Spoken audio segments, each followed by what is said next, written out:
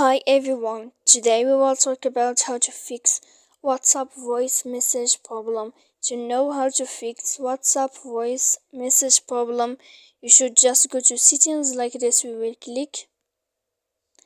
After that, in this page, you will go to apps, default apps, app settings. When you will see this list, you will go down to find the application of WhatsApp. And when you will see this page, you will click for stop.